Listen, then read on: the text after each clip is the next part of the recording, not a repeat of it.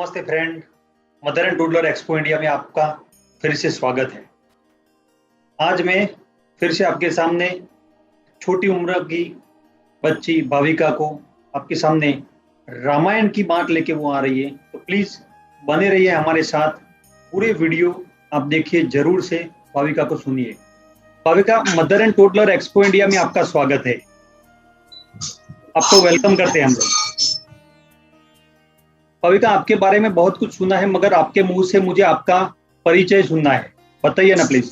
जी, मैं भाविका माहेश्वरी 12 इयर्स की हूँ। मेरे फादर का नाम राजेश माहेश्वरी है और मेरी मम्मा का नाम मनीषा माहेश्वरी है। एंड मेरा एक छोटा भाई भी है जिसका नाम माधव माहेश्वरी है। और पापा की अभी स्कूल है, छोटे बच्चों की भी और बड़ों की भी। मेरा मैं सूरत में ही बॉर्न हुई हूँ और अभी मैं सूरत में हूँ। ओके, मतलब सूरत में ही रहती हो अभी? यस। बहुत बहुत बढ़िया। और आपकी पहचान तो सुनी मैंने, मगर बहुत कुछ सुना है आपके बारे में कि आप इतनी छोटी उम्र में राम कथा, भागवत कथा और कुछ नानी बाई का मायरा, ये सब में आपको बहुत कुछ ज्ञान प्राप्त करती हो। उसके बारे में आपके पास बहुत कुछ नॉलेज है, तो वो क्या सही सुना है मैंने?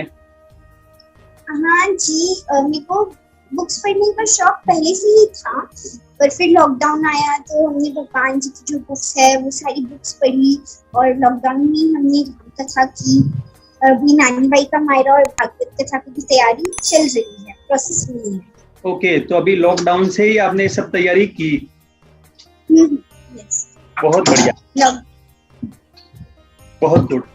अबे, आप राम कथा में भी बहुत सारे, जैसे मैंने ये भी सुना है आपके बारे में कि बड़े बड़े जो कथाकारों जो है वो घंटों दिनों तक जो कथा करते हैं, ऐसे आप भी ऐसा मतलब जो कथा का जो पारायण जो है वो आप करती हो, क्या सही है? ऐसा पारायण आप करवाती हो क्या? जी हाँ, मैं करवाती हूँ। और जैसे हमारी एक दिन की भी राम कथा होती है, 3 days की भी होती है, 5 days की भी होती है और 9 days की भी होती है।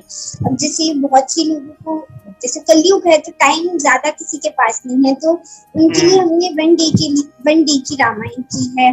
फिर जिनके पास टाइम है उनके लिए 3 days, 5 days, 9 days। ओके, मतलब एक दिन में भी पूरा रामायण का सार सबको आप मतलब उसको करके आप करवाती हो। अगर किसी के पास टाइम है, कोई आपको 3 दिन के लिए बताते हैं तो 3 दिन में भी उसको पूरा करते हो, और ज्यादा टाइम अगर चाहिए तो ज्यादा टाइम भी आप उसको कवर अप करती हो। मतलब शॉर्ट टाइम में भी पूरी रामायण को आप सबके सामने प्रेजेंट कर सकती हो। और रामायण से जो हमें मैसेज मिलते हैं वो भी हम बताते हैं। बहुत खूब। तो उसमें मुझे कुछ जानना था रामायण के बारे में, आप भी बताइए मुझे कि रामायण का आविष्कार जो है, उसमें आविष्कार के बारे में बताइए ना मुझे। जी, अब देखिए कि रामायण, बहुत से लोग कहते हैं कि रामायण सिर्फ एक कहानी है, वो रामायण को एक सच नहीं मानते, वो सोचते हैं कि सिर्फ कहानी है। तो बस उन लोगों के लिए ही यह आविष्कार है। पहला आविष्कार है पुष्पक विमान का। आपने रामायण में देखा होगा कि राम जी पुष्पक विमान में बैठ कर गए थे अयोध्या। तब हालांकि अभी पुष्पक विमान तो नहीं है, बट अभी एरोप्लेन्स, हेलीकॉप्टर्स ये सब आ गए। सेकंड आविष्कार है नाव का। राम जी ने जब केवट के साथ गंगा नदी पार की थी तो नाव के द्वारा ही की थी, यानी पहले भी नाव थी और अभी भी नाव है। थर्ड आविष्कार है पतंग का, कि गोस्वामी जी की जो रामायण है, तुलसीदास जी रामचरितमानस है, उसमें बालकांड में ऐसा लिखा है कि राम जी पतंग उड़ाते हैं, यानी पतंग पहले भी थी अभी भी है। फिर फोर्थ आविष्कार है शतरंज के खेल का, यानी चेस। यह आविष्कार लंका में हुआ है। यह आविष्कार रावण की पत्नी ने, मंदोदरी ने किया। अब रावण की पत्नी मंदोदरी ने जब देखा कि रावण पूरे दिन युद्ध ही करते हैं, तो उन्होंने इस खेल का आविष्कार किया और इस खेल को सबसे पहले रावण के पुत्र मेघनाथ और उनकी पत्नी ने किया। फिर एक और आविष्कार है अस्त्र शस्त्र का, यानी जो पहले भी अस्त्र शस्त्र थे वो भी अस्त्र शस्त्र है। एक और आविष्कार है रथ और पहियों का। अब अगर एक जगह से दूसरी जगह जाना होता था तो रथ के द्वारा ही जाते थे पहले के समय। और रथ में पहिए होते थे। हालांकि अभी रथ नहीं है, बट रथ की जगह कार्स आ गई, स्कूटीज आ गई, और पहिए जो अभी भी है और पहले भी थे। एक और आविष्कार है निर्माण कार्य का। यानी आपने देखा होगा कि जो राम जी है, सब लोग बंगलों में रहते, महल में रहते, यानी पहले भी महल थे और महल अभी भी है। एक और आविष्कार है नृत्य और संगीत का। पहले भी नृत्य और संगीत थे, अभी भी नृत्य और संगीत है। एक सबसे मेन आविष्कार है सरयू नदी का। अब जब राम जी का जन्म हुआ था, तो उस टाइम भी सरयू नदी थी और अभी भी अयोध्या में सरयू नदी है। तो ये थे रामायण के आविष्कार। बहुत खूब, आपने एक शॉर्ट में, थोड़े ही टाइम में, थोड़े ही सेकंडों में आपने पूरा रामायण का ब्रीफ दे दिया। बहुत खूब, बहुत बढ़िया।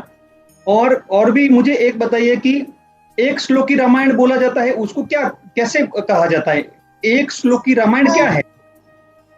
एक श्लोकी रामायण जैसे कलयुग, मैंने आपको पहले भी बताया कि किसी के पास ज्यादा टाइम नहीं है, तब हर एक जन रामायण लेके बैठकर पढ़ नहीं सकते, उनके पास इतना टाइम नहीं है, तो इसलिए उनके लिए एक श्लोकी रामायण है। यानी ये एक श्लोक है और उस श्लोक को जब हम एक बार पढ़ते हैं तो पूरी रामायण के पढ़ने जितना फल हमें मिलता है। मैं एक श्लोकी रामायण आपको सुनाना चाहूंगी।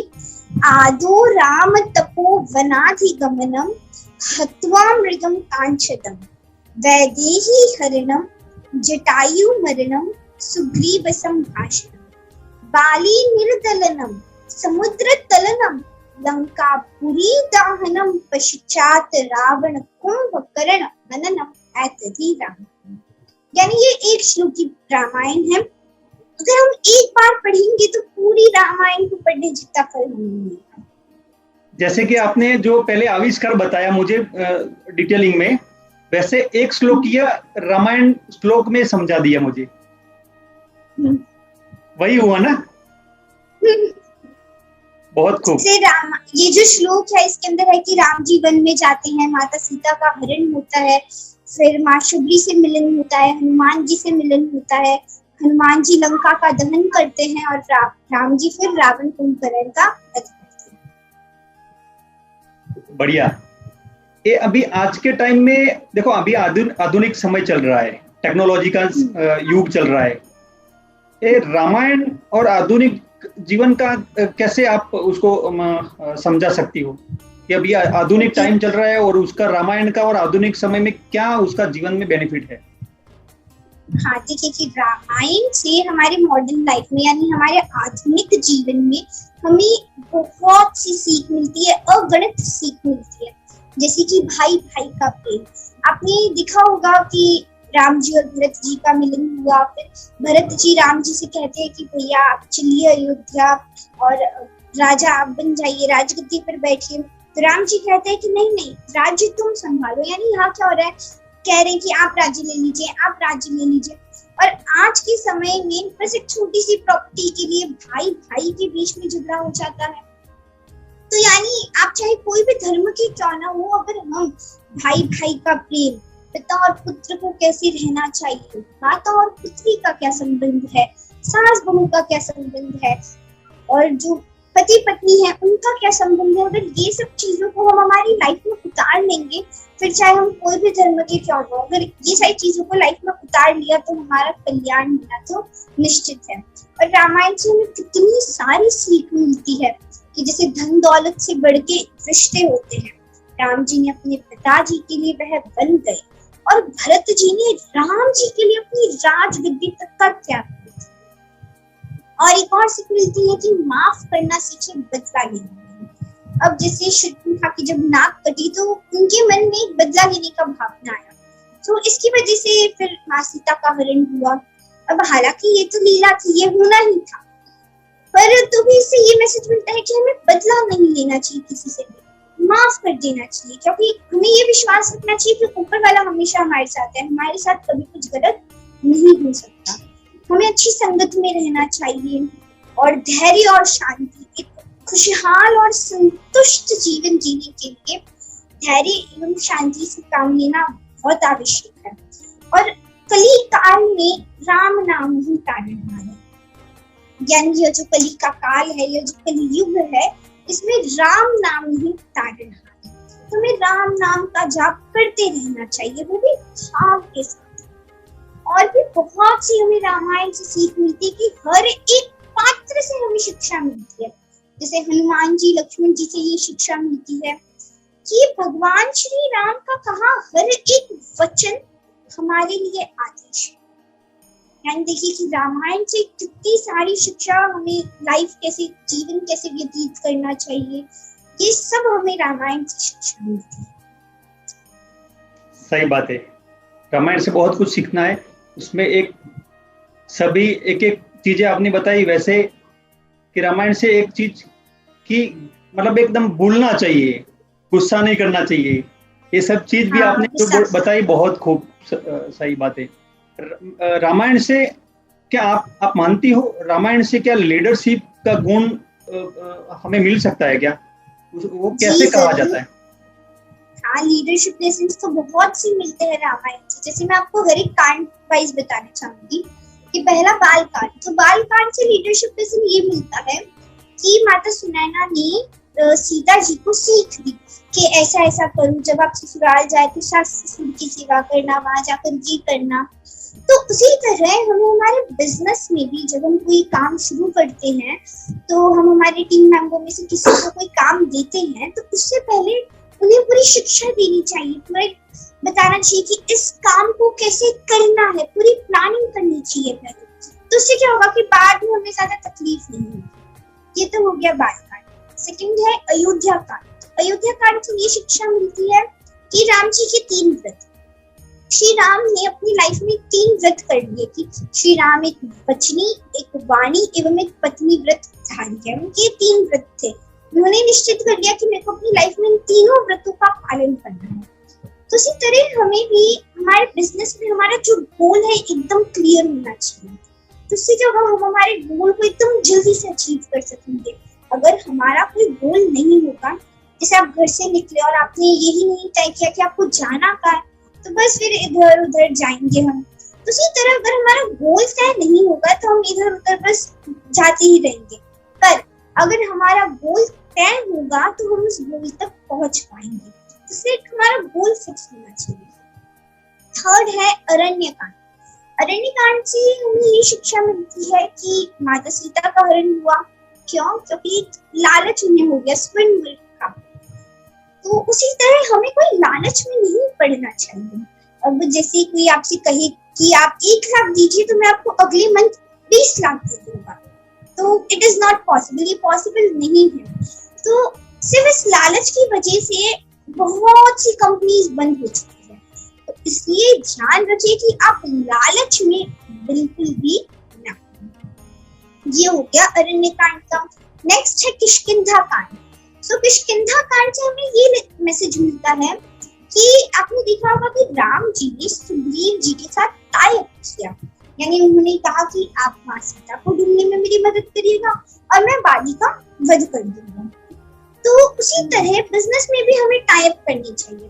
जैसे आप हीरो और होंडा कंपनी को जानते होंगे, तो हीरो इंडियन कंपनी है और होंडा जापानीज कंपनी है। तो हीरो ने होंडा के साथ टाई अप किया। और अब आप देख सकते हैं कि हीरो कितनी सक्सेसफुल कंपनी बन चुकी है।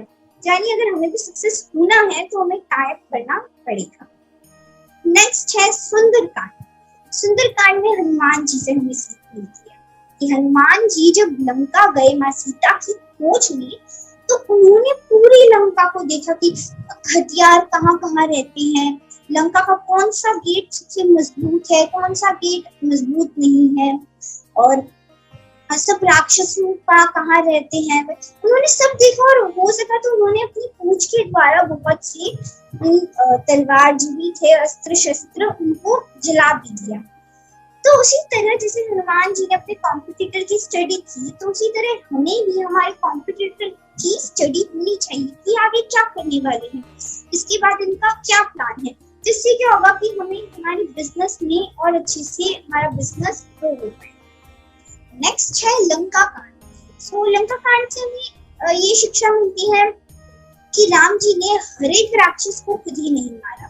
उन्होंने हर एक राक्षस को अलग अलग जनों से करा, मतलब उन्होंने हर एक काम खुद ही नहीं किया, अपना काम उन्होंने बांटा। जैसे सेतु बनाना था तो नल नील वानर, फिर माँ सीता की खोज में हनुमान जी। तो इसी तरह हर एक काम हमें खुद को ही नहीं करना चाहिए, हमें हर एक काम हमारे टीम मेंबर को बांट देना चाहिए। इससे क्या होगा कि वो जो हमारा काम है वो फटाफट हो जाए। और एक और हमें मैसेज मिलता है कि आपने देखा होगा राम जी के जीवन में कितनी मुसीबतें आई। पहला तो उन्हें 14 वर्ष का वनवास दे दिया, वनवास के बाद माँ सीता का हरण हो गया, फिर अब माँ सीता का हरण किया तो भी किसने? त्रिलोक विजेता रावण ने किया। यानी श्री राम के जीवन में बहुत प्रॉब्लम्स आई, परंतु श्री राम ने उन प्रॉब्लम्स पर फोकस नहीं किया, उन प्रॉब्लम्स के सॉल्यूशन पे फोकस किया। और आप देख सकते हैं कि सॉल्यूशन, हर एक प्रॉब्लम का सॉल्यूशन धीरे धीरे आता है। यानी राम जी हमें ये कहना चाहते हैं कि हमारे जीवन में भी अगर प्रॉब्लम आए तो हमें प्रॉब्लम पर ही फोकस नहीं करना। अगर हम यही करेंगे कि अरे ये प्रॉब्लम हो गई, तो अगर हम प्रॉब्लम पर फोकस करेंगे तो सॉल्यूशन कभी नहीं निकलेगा। हमें सॉल्यूशन पे फोकस करना है। और अभी कोरोना में आपने देखा कि लोगों को प्रॉब्लम आई तो उन्होंने क्या की? सुसाइड। देखिए, अब सुसाइड जैसा ख्याल तो अपने दिमाग में भी ना लाया। अब जैसे ही आपको लग रहा है कि आप डिप्रेशन में हो रहे हो तो अपने फैमिली मेंबर्स को बताए कि मेरे को ऐसा लग रहा है। और देखिए कि आप बहुत यूनिक है, हम सभी यूनिक है, क्योंकि हमारे थंबप्रिंट किसी के सेम नहीं, आंखों के जो ये शेप है ये किसी के सेम नहीं, जो हमारे कान है किसी के भी सेम नहीं, और हमारी ब्लड आज तक कोई लेबोरेटरी में नहीं बना है। यानी हम सब बहुत यूनिक है। हमें 84 लाख योनियों के बाद यह शरीर मिला है। यानी हम कितने भाग्यशाली हैं कि भगवान ने हमें मनुष्य जीवन दिया है। सही बात है। तो बस हमें अच्छे कर्म करते रहना है, भगवान का नाम लेते रहना है और प्रॉब्लम्स पे फोकस नहीं करना है।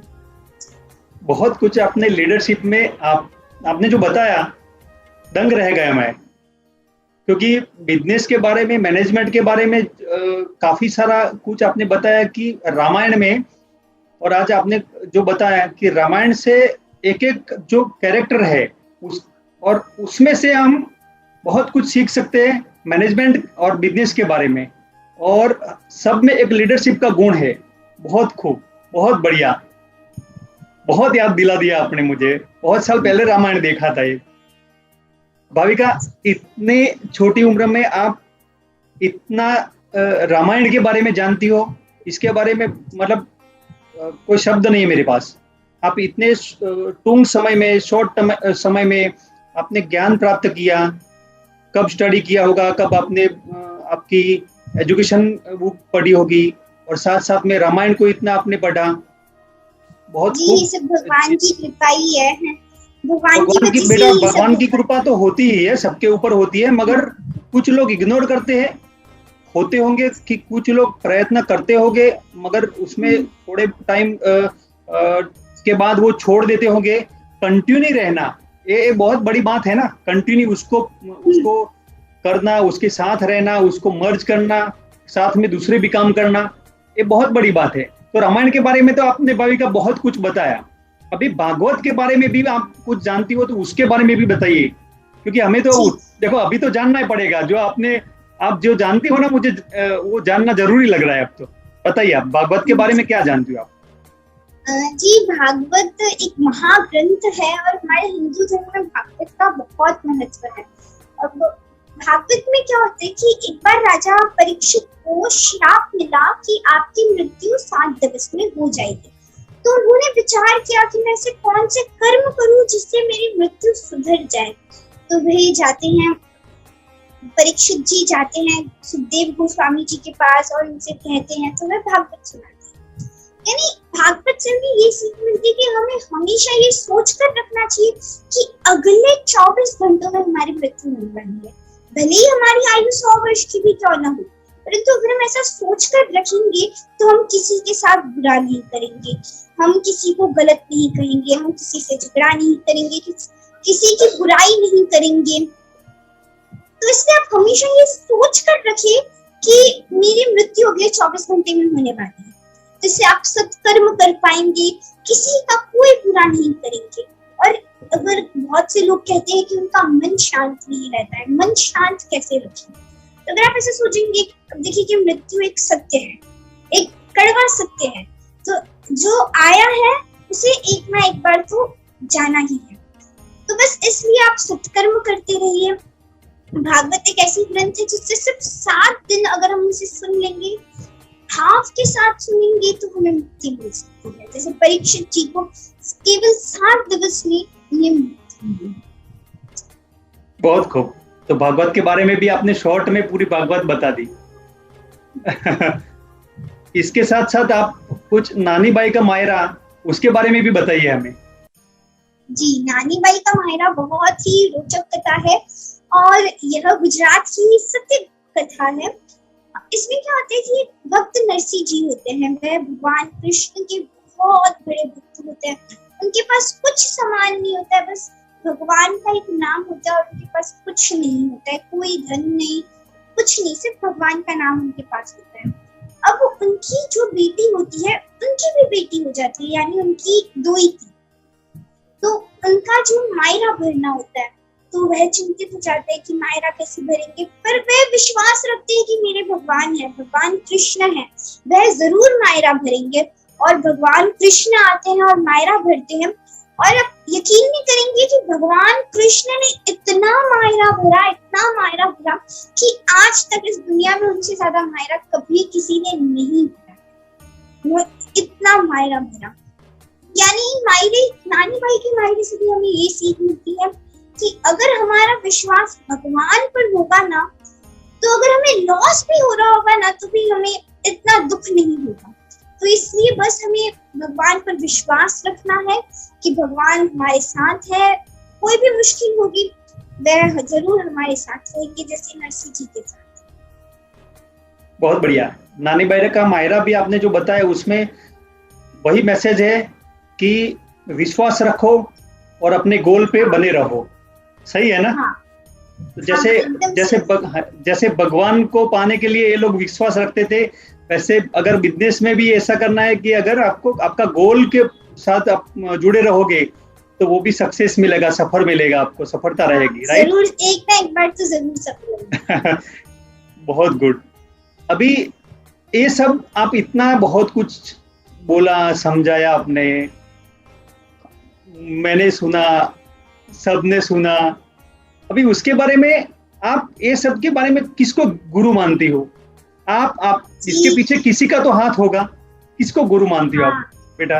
जी, मेरे गुरु मेरे मम्मा पापा है, क्योंकि उनकी वजह से ही मैंने ये कथा की है और उनका बहुत सपोर्ट रहा है। और कथा करने की प्रेरणा मुझे मेरे दादाजी, दादी जी और नाना जी, नानी जी से भी मिली है। यानी मेरे गुरु मम्मा पापा भी है, भगवान जी भी है। ओके, मतलब आपका जो पूरा परिवार है, मम्मी पापा, दादा और ये सब जो परिवार है, उनका आपके साथ पूरा सपोर्ट है। जब भी आप कुछ भी कोई, या तो आप कहीं जाना है, कुछ पूछना है, कोई सवाल है, सबका जवाब आपको वहां से मिलता है। मतलब मोटिवेशन आपका जो है, वो सपोर्ट आपका घर से है, पेरेंट का। हाँ। आपके पिताजी का, मम्मी का ज्यादा सपोर्ट होगा। हाँ, उनका है बहुत ज्यादा। भाभी का बहुत, आपको देख के मतलब लग रहा है कि आप छोटी नहीं हो, बहुत मतलब आप दिमाग से, विचार से, बुद्धि से बहुत खूब आगे हो। अभी इतना कुछ किया, इतनी सारी बातें की आपने, तो अभी एक बात मुझे बताओ कि सबके सामने हमें लोगों के सामने एक मैसेज पास करना है कि आज की जो पीढ़ी है, जो टेक्नोलॉजी और आधुनिक जमाना मतलब समय चल रहा है, उसके हिसाब से आपने कुछ आगे भी बताया, टेक्नोलॉजी के बारे में भी बताया। तो कुछ ये बताइए कि सबको मैसेज देना है हमें, आप क्या मैसेज देंगी नई पीढ़ी को? जी, जो नई पीढ़ी है और जो बच्चे हैं, तो युवा पीढ़ी को मैं ये मैसेज देना चाहूंगी कि मैं उन सभी को कहना चाहूंगी कि अभी कंपटीशन का दौर चल रहा है। अब आपने देखा होगा कि बहुत से बच्चे और जो बड़े हैं, सब मोबाइल यूज करते हैं। मोबाइल यूज करना गलत नहीं है, बट फालतू में यूज करते हैं। अब जैसे ऑनलाइन क्लासेस हो रही है, तो उस हिसाब से हमारे स्कूल का टाइम भी कम हो गया और अभी होमवर्क भी स्कूल से इतना भी नहीं मिल रहा है, तो भी टाइम मतलब हमारे पास बच रहा है। तो उस टाइम में हम क्या करते हैं? मोबाइल। सो मैं आप सभी से रिक्वेस्ट करना चाहूंगी कि आप मोबाइल यूज करें, एंटरटेनमेंट के लिए भी करें, बट एक टाइम लिमिट फिक्स कीजिए कि ओनली हाफ एन आवर में तो एंटरटेनमेंट के लिए और गेम खेलने के लिए ओनली 15 मिनट्स या 20 मिनट्स यूज करने हैं, उससे ज्यादा यूज नहीं करना है। जैसे रसगुल्ला है, अब रसगुल्ला हमें बहुत पसंद है और हम एक बार में कितने खा सकते हैं, 10-15, अब उससे ज्यादा खाएंगे तो क्या होगा, हमारा स्टमक पेन होगा। तो उसी तरह मोबाइल का एक बार के लिए यूज करना, सही काम के लिए यूज करना, ये एकदम सही है। बट अगर हम गलत काम जैसे अपने टाइम पास के लिए हम यूज करेंगे, फिर ये गलत होगा। जैसे जैसे यूट्यूब है, अब यूट्यूब में 2 चीजें हैं, जैसे आपको ज्ञान की बातें देखनी है, अच्छी चीजें सीखनी है, साइंस के बारे में जानना है और अच्छे से, तो यूट्यूब उसके लिए बहुत अच्छा है। पर अगर आपको टाइम पास के लिए, अपने एंटरटेनमेंट के लिए करना है, तो यूट्यूब में वो भी है। बट अभी यूट्यूब क्या है, हमारे हाथ में, ये हमारे हाथ में कि हमें क्या यूज करना है, अच्छी चीजें या फिर एंटरटेनमेंट के लिए। मैं आप सभी से रिक्वेस्ट करूंगी कि आप फोन यूज करें, बट टाइम लिमिट सेट करें। और अभी कंपटीशन का दौर चल रहा है, गोल फिक्स करें कि मुझे इतने दिनों में ये गोल अचीव करना है। और जैसे आपको डांस में इंटरेस्ट है, जो भी काम में आपको इंटरेस्ट है, आपकी जो हॉबी है, आप उसे आगे बढ़ाएं। यही मैं मैसेज देना चाहूंगी युवा पीढ़ी को, लेस स्क्रीन मोर हैप्पीनेस, यानी कम फोन में यूज करेंगे तो ज्यादा हैप्पीनेस बनी रहेगी। और एक और बात कहना चाहूंगी कि चलो नेकी के कुछ बेर चुन, चलो नेकी के कुछ बेर चुन ले, कल काम आएंगे, हम सबकी झोपड़ी में कभी तो राम आएंगे। वाह बहुत बढ़िया भाविका, आपसे मिलके बहुत खुशी हुई। और मैं सबको आपके सामने जो हमें सुनेंगे और सुनने वाले हैं, उन लोगों को आपके जरिए मैं मैसेज देने वाला हूँ कि आपकी उम्र की जो भाविका है, आप उसको आपकी उम्र की समझो, और आप उनके पास से जो सुनी हुई बात है उनका मैसेज लीजिए और उनसे जानने की बहुत उत्सुकता रखिए, और उनके भी खुद के जो वीडियो है वो भी देखिए, बहुत जानने को मिलेगा। तो भाविका, मदर एंड टोडलर में आपका धन्यवाद, फिर से मैं आपको थैंक यू बोलूंगा। आपने जो मुझे इतना टाइम दिया, और रामायण के बारे में मैंने कुछ सुना था, कुछ नहीं सुना था, मैंने सुनी अनसुनी की थी आज तक, आज बहुत कुछ मेरे कान में भी क्लियर हो गया, मेरे दिमाग में भी क्लियर हो गया। तो आपसे मिलके बहुत खुशी हुई। Thank you. जय श्री राम। जय श्री राम। दोस्तों, फिर से मैं आपको बताता हूँ कि अगर हमारे ये सब वीडियो आपको अगर पसंद आते हैं, ये सब हमारी बातें आपके तक हम पहुँचाते हैं, वो अगर आपको पसंद आती है, तो प्लीज़ हमारे इस चैनल को सब्सक्राइब जरूर से करिए, ताकि हमें एक प्रोत्साहन मिला रहे।